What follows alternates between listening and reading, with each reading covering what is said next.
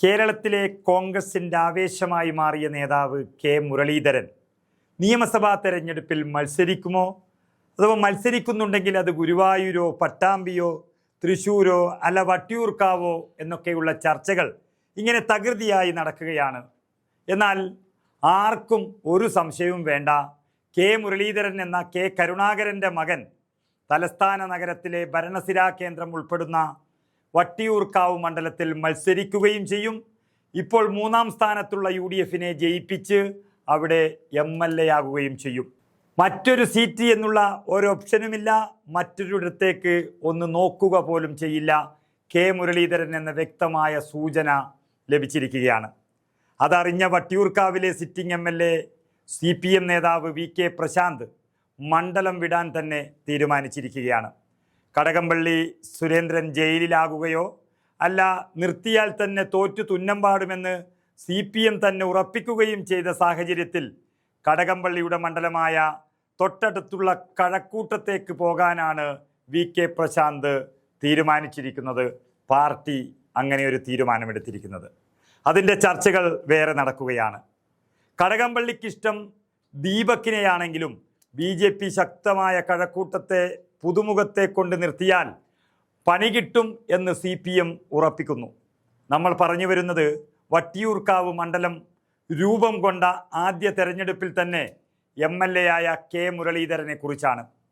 ഇത്തവണ തദ്ദേശ തെരഞ്ഞെടുപ്പിൽ തിരുവനന്തപുരം കോർപ്പറേഷനിൽ UDFൻ്റെ പ്രത്യേകിച്ച് കോൺഗ്രസിൻ്റെ നേതൃത്വം പൂർണ്ണമായും കെ മുരളീധരൻ്റെ കയ്യിലായിരുന്നു. 10 സീറ്റുണ്ടായിരുന്ന അല്ലെങ്കിൽ വാർഡ് പുനർവിഭജനത്തോടെ 7 സീറ്റ് മാത്രമുണ്ടായിരുന്ന കോൺഗ്രസ് 19 സീറ്റിലേക്ക് എത്തുകയും ചെയ്തു. തിരുവനന്തപുരത്ത് അതിശക്തമായ ഒരു തിരിച്ചുവരവ് അറിയിച്ചു. മാത്രമല്ല മത്സരിച്ച വാർഡുകളിലെല്ലാം തന്നെ വോട്ടുകൾ വർദ്ധിപ്പിച്ചു. അപ്പോഴും കെ മുരളീധരൻ വട്ടിയൂർക്കാവ് മണ്ഡലം ഏറ്റവും കൂടുതൽ ശ്രദ്ധിച്ചു എന്നുള്ളതാണ് ഫലം വന്നപ്പോൾ മനസ്സിലായത്. അതായത് കോർപ്പറേഷനിലാകെയുള്ള 101 വാർഡുകളിൽ 25 വാർഡുകൾ വട്ടിയൂർക്കാവ് നിയമസഭാ മണ്ഡലത്തിൽ പെടുന്നതാണ്. ബാക്കിയുള്ളത് കഴക്കൂട്ടം, നേമം, തിരുവനന്തപുരം, കോവളം തുടങ്ങിയ നിയമസഭാ മണ്ഡലങ്ങളിലാണ് ബാക്കിയുള്ള 76ഓളം വാർഡുകൾ കിടക്കുന്നത്. അതിലാകെ കോൺഗ്രസിന് ലഭിച്ച 19 വാർഡുകളിൽ 9 എണ്ണവും വട്ടിയൂർക്കാവ് മണ്ഡലത്തിലാണ്. 9.5 വാർഡുകൾ എന്ന് വേണമെങ്കിലും പറയാം. കാരണം കോൺഗ്രസ് ജയിച്ച നാലാഞ്ചിറ വാർഡിൻ്റെ പകുതി ബൂത്തുകൾ വട്ടിയൂർക്കാവിലെ മണ്ഡലത്തിലാണ്, പകുതി കഴക്കൂട്ടത്തും പെടുന്നു എന്നാണ് അറിയുന്നത്. അങ്ങനെ ആകെയുള്ളതിൽ പകുതി സീറ്റുകളും തൻ്റെ മണ്ഡലത്തിൽ നിന്ന് വിജയിപ്പിച്ചെടുത്ത മുരളീധരൻ 3 സീറ്റിൽ നിന്നാണ് അത് 9 വർദ്ധിപ്പിച്ചത്. 2020 കവടിയാറും മണ്ണന്തലയും കുന്നുകുഴി വാർഡുകളും പിടിച്ചെടുത്തതാണ്.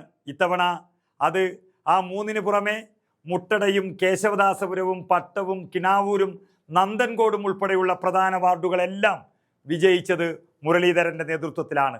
അതിൽ പട്ടം വാർഡൊക്കെ എന്ന് പറയുന്നത് ഡെപ്യൂട്ടി മേയർ രാജുവിൻ്റെ കയ്യിലുണ്ടായിരുന്ന ഭദ്രമായ ഇടത് വാർഡുകളാണ്. മാത്രമല്ല തോറ്റുപോയ വാർഡുകളിലെല്ലാം തന്നെ അഭൂതപൂർവമായിട്ടാണ് കോൺഗ്രസിൻ്റെ വോട്ടുകൾ വർദ്ധിപ്പിച്ചത് എന്നും കണക്കുകൾ പറയുന്നു. അങ്ങനെ കോൺഗ്രസ് മുരളീധരൻ്റെ നേതൃത്വത്തിൽ അശ്വമേധം നടത്തിയപ്പോൾ 12 സീറ്റുകൾ ഉണ്ടായിരുന്ന അല്ലെങ്കിൽ 12 വാർഡുകൾ ഉണ്ടായിരുന്ന CPMന് വെറും 4 വാർഡുകളായി ചുരുങ്ങി കൂപ്പുകുത്തേണ്ടി വന്നു വട്ടിയൂർക്കാവ് മണ്ഡലത്തിൽ. ആകെയുള്ള 25ൽ 21 വാർഡുകളിലും CPM തോറ്റു തൊപ്പിയിട്ടു. വട്ടിയൂർക്കാവിൽ ജനകീയ MLA എന്നും വികസന നായകൻ എന്നൊക്കെ പറഞ്ഞ VK പ്രശാന്ത് അല്ലെങ്കിൽ മേയർ ബ്രോ തട്ടിപ്പുകാരൻ്റെ മേലങ്കി അണിഞ്ഞ വട്ടിയൂർക്കാവുകാരെ പറ്റിക്കുന്ന പണിയാണ് ഇതെന്ന് വ്യക്തമായി തെളിഞ്ഞു വന്നു ഈ തദ്ദേശ തെരഞ്ഞെടുപ്പോടുകൂടി. BJPക്കാണെങ്കിൽ 9 സീറ്റ് ഉണ്ടായിരുന്നത് 11 വർദ്ധിച്ചു. 1 സീറ്റ് തിരുവനന്തപുരത്ത് ഇന്ന് ഭരണം ഉള്ളംകൈയിൽ വെച്ച് നിർത്തിയിരിക്കുന്ന സ്വതന്ത്രൻ പാറ്റൂർ രാധാകൃഷ്ണൻ എന്ന മാധ്യമ പ്രവർത്തകനാണ് വിജയിച്ചത്. അത് കണ്ണമ്മൂല എന്ന വാർഡിലായിരുന്നു.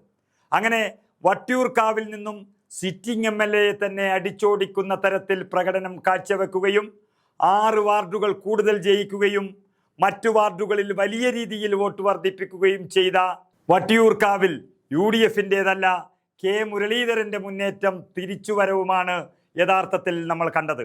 അത് അദ്ദേഹം തിരിച്ചു വരാൻ വേണ്ടി മാത്രം കളിച്ച കളികളാണ്.